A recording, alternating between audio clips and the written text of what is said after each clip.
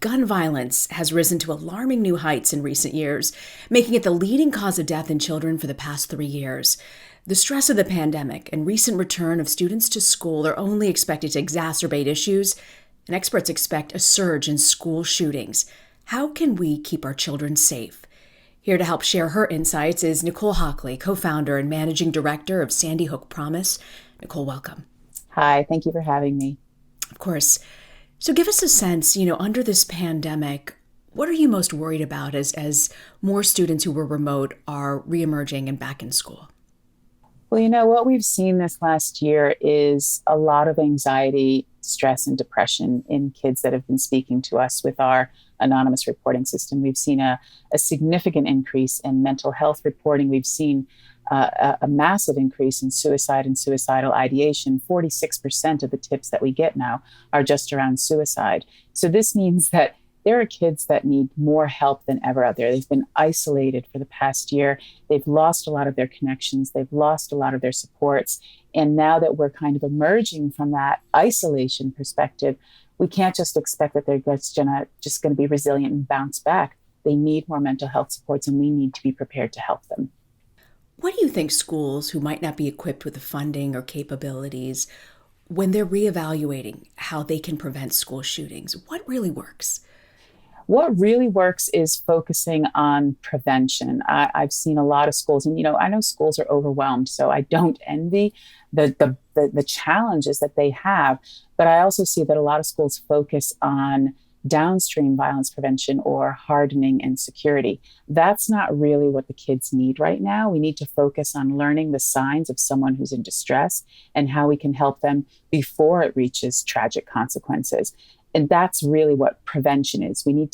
Schools don't need significant resources to rebuild connections, to put in mental health supports with what they already have, but to really also focus on these violence signs or in crisis signs so that they can take action when a kid needs them most. What are the signs that a kid is in distress? There are so many signs to look for, and we provide as much training as possible, but it's really about being in tune with children and recognizing changes in behavior. So we're talking about sudden withdrawal from friends or family or activities that the child used to be interested in. Bullying, we've seen a massive increase in cyberbullying this past year. So any child that is bullying or is being bullied needs help. Excessive irritability or lack of patience, someone who is experiencing chronic loneliness, significant behavior changes in the way that they dress or the way they interact, or obviously making overt threats of violence or self-harm. There's a multitude of signs, and it's not always about the one thing of someone saying, I'm going to shoot up a school. It's about all of the signs that lead up to someone who is in crisis and needs that intervention before they take a tragic step forward. Speaking of tragedy, for folks who might not be familiar, you have an amazing story about how you started Sandy Hook Promise. Tell me about it. Sure. Sandy Hook Promise, we started it. We launched the organization 1 month after the shooting at Sandy Hook School. Both of my children were at the school that day. My eldest was in 3rd grade at the time. He's now a senior in high school. And my youngest, Dylan, was killed in his 1st grade classroom. He was shot 5 times and died instantly. And I didn't want to accept that as the ending. I wanted to create change so that no other parent would experience what I do every day. And the more I learned about school shootings and the more I learned about school violence and youth violence, I learned that all of these acts are preventable, that there are so many signs that would-be shooters put off before that they commit their act of violence, and that it's all about how you can stop that act from happening. So I devoted my life to Sandy Hook Promise and our mission to stop school shootings and keep children safe in their schools and their families and their communities. Why do you think it is that America has the highest rate of school violence of anywhere in the world? We just don't really know how to handle the gun violence here. I think that normal outbursts of activity are to be expected, but we don't always know how to treat that. We're often in denial. You know, a lot of parents will say it's not my child or not take responsibility and accountability for creating an intervention. I think we also have a lot of polarization and division in our country, and we're not necessarily dealing with it as responsible adults. And that is then what our kids are seeing, and that's what they're role modeling. I think school violence in general, you know, we are seeing that absolutely increase, especially self-harm as well as violence to others. And I think it's because we need more mental health supports for our children. We are not unique in having mental health needs as a country. However, I think that sometimes we fall short on being able to help our kids where they are. As these kids return back to school, and so many of us are struggling with our own mental health needs, what do you worry about in the coming months, especially as we're all trying to reemerge? I am an optimist by nature, but this year I've been more nervous than ever about the potential spike for violence in schools, because I don't think we have adequately prepared across the country to be ready to help these kids make new connections and to deal with the trauma that they've had over the last 17, 18 months, as well as help the educators that have also had trauma over the last 17 and 18 months. And I am very nervous that this element of violence that's kind of bubbling under the surface right now, or what we're seeing in terms of what's being reported, as well as the actions that have already started taking place, it feels like it's a powder keg getting ready to go off. We all think about COVID as being a public health epidemic.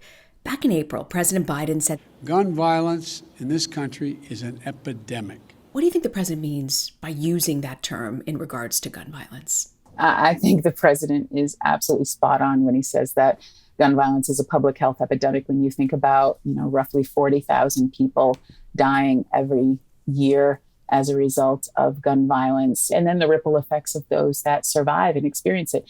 This is creating serious physical and mental health issues. And it is an epidemic, and it's an epidemic that we can control and prevent and stop from happening. That is absolutely within our power. So I know that the president is very interested in working with the CDC and others to help create more research around this so that we can really understand the root causes and then what is truly going to prevent them from happening. In the same way, masks and vaccines are here to help stop COVID. There are many actions that we can take to help stop gun violence. You mentioned the CDC. They're actually getting involved with funds and research, spending over $2 million on a surveillance mechanism to try and track people with non-fatal gunshot wounds in real time. My job is to understand and evaluate the problem, to understand the scope of the problem, to understand why this happens and what are the things that can make it better. Are there other federal agencies you wish would step up here? Yeah, well, we're very supportive of funding for the CDC and the NIH, the National Institute of Health, to get more research into effective and evidence-based gun violence prevention measures. We're also working closely and want to see more support from the DOJ, the Department of Justice, to help implement extreme risk protection orders across the states. We already work really well with the DOJ in terms of the Stop School Violence Act that passed in 2018 to provide funding for schools to implement violence prevention programs.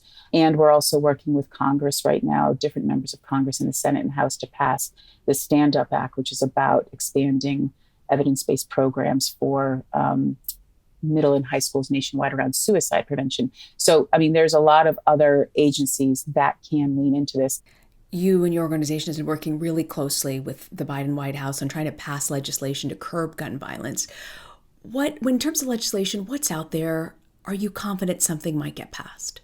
Yes, I am absolutely confident. I think that the model state extreme risk protection orders that are already in 19 states and that DC is helping provide federal guidance on how to pass them in more states, that is going to be incredibly helpful, because that works in, for anyone who doesn't know what an extreme risk protection order is, that works in really good, it complements our Know the Signs, because we teach you how to recognize the signs of someone who's in crisis or needs help. And then an extreme risk protection order is a legislation that means when you're seeing those signs, there is a judicious and due process for removing firearms from someone who is deemed to be at risk to harm themselves or someone else. They can then have their weapons returned to them once they are no longer in crisis. But in that moment, they are not able to purchase or use firearms to then carry out on their acts. So we're very supportive of that. And I also love what the Biden-Harris administration has been working on in terms of funding for community-based violence prevention programs to help protect kids in their home schools and communities. We're very supportive of that. More funding needs to go to these boots on the ground agencies that are dealing with issues in their community because they know their communities better than anyone else. Who do you think are the biggest opponents to this legislation, and what's really their criticism? I think what gets in the way is fear. I think there are some politicians that perhaps aren't interested in doing the right thing, but are more concerned with their careers. I think there are very strong and there are still strong lobbyists out there. And I'm not just talking about the NRA. There are other extreme rights groups that are more focused on profit and proliferating messages of fear and anger as a way to purchase more guns for more profit, rather than, again, really hearing the voice from responsible gun owners across the country who don't agree with these extreme views and want to see appropriate legislation put in place. I think that once we get past that fear and division, which that is huge in our country right now, then we can focus on what matters, which is about protecting our children, which is about protecting our lives. And if we focus on that as the platform and the starting place, I would hope that a lot of this division would disappear. But we still have some uphill battles. I mean, background checks, for example, I've been working on that for since my son was killed, almost 10 years now. And we are now at a place that I think we're in a more optimistic place than we have been in the past. But there's still challenges to overcome in terms of the fine details of legislation and ensuring that people understand that it doesn't mean we're taking away rights. It's about strengthening the law that's already there and ensuring that there aren't loopholes. And those little things can sometimes create gigantic fights. And that's what we're trying to work through. For parents like myself who are listening to you today, how do we talk to our children about school shootings and gun violence? I think you have to be really open and not avoid the topic, and don't assume that a child is too young to be able to handle the topic, because this is what they are experiencing now. We have active shooter drills in schools at very early ages now. So don't assume that your children aren't aware of this.